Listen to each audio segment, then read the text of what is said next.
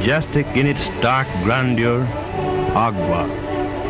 The volcano of water rears its menacing peak over the sleeping ruins of the ancient city of Antigua, one-time capital of Guatemala, largest of the 5 republics in Central America.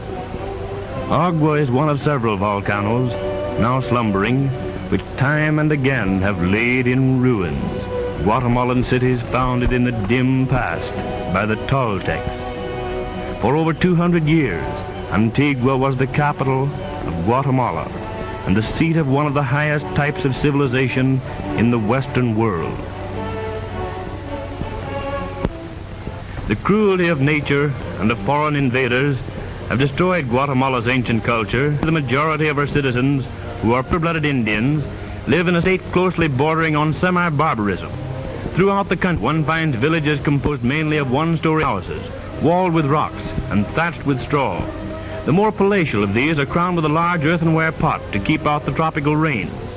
A typical residence will house grandma, grandpa, a couple of their married children, their children, a dozen chickens, and a dog or two.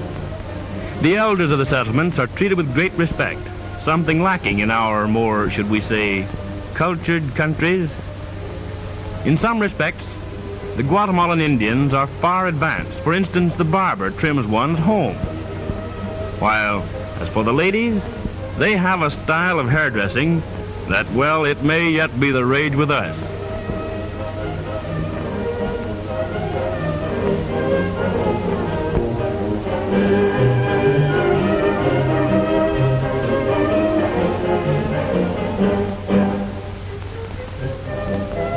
Hair and hat in one.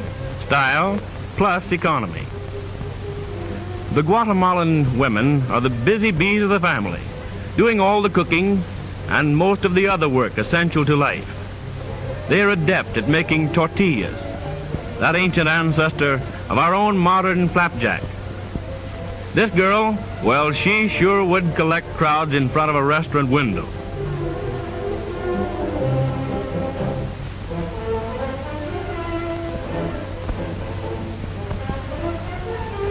It looks here as if Mama and the kiddies are on an outing at the beach. But that isn't so. They're really hard at work catching fish to go with those tortillas. They build a breakwater of grass and weeds and gradually bring the ends together. The silly little fish, second cousins to sardines, are caught in the resulting pools and will be served for dinner. That is, if there's anything left of them after they're fried.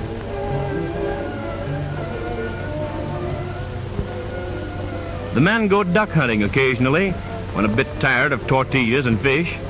Just try this method of catching ducks sometimes. First, locate your ducks, and then give chase in a duck-out canoe, throwing rocks at your prospective dinner every once in a while.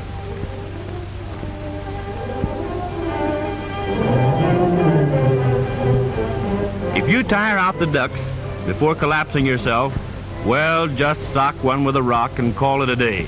Some sport, eh what?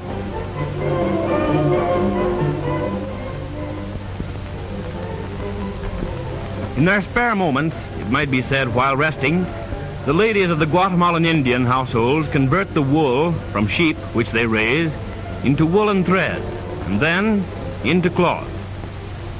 Though they have no spinning wheels, they're very adept into spinning the wool into thread with a stick for a spindle and a bit of broken gourd.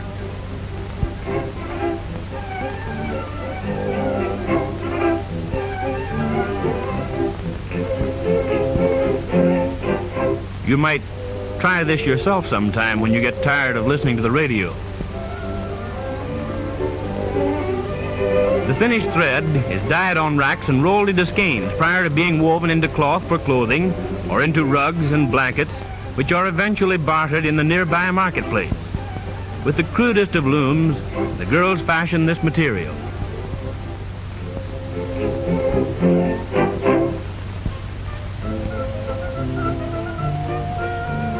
This girl is very busy with both hands and mouth. She's chewing chicle, the base of our own more modern chewing gum. It sure sounds good, doesn't it? The weaver sits in a loop of the crude loom to hold the affair taut and busily works away on a blanket.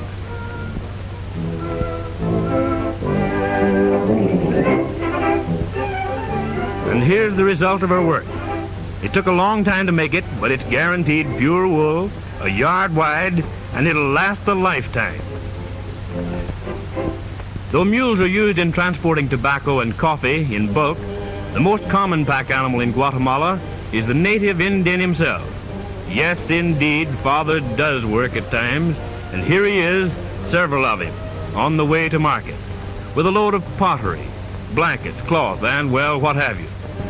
The foundation for the pack is the cacast, resembling a music cabinet, which is carried on the back with the aid of a head strap. The average load is about 200 pounds for the men. Oh yes, the women carry packs too, though their packs are just a bit lighter, as, well, they generally have a baby to take along with theirs.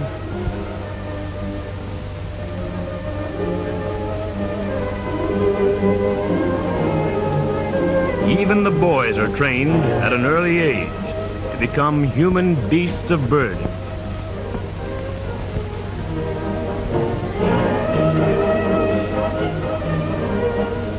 Every community has its marketplace. Here, the caravan of two-legged mules finally arrives to trade its wares for necessities and luxury the natives are unable to produce at home. Here, all is commotion, with fruit vendors calling their wares, customers haggling over goods with merchants, acquaintances renewing old friendships and making new ones.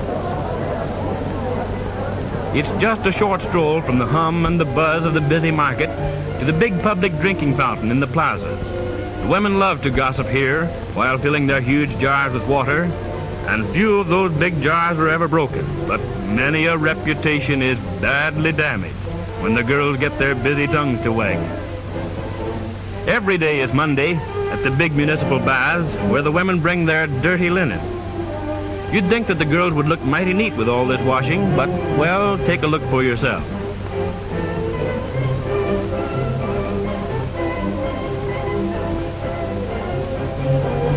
You know it's against the rules, but when the custodian of the bath isn't looking, the girls take a shower occasionally.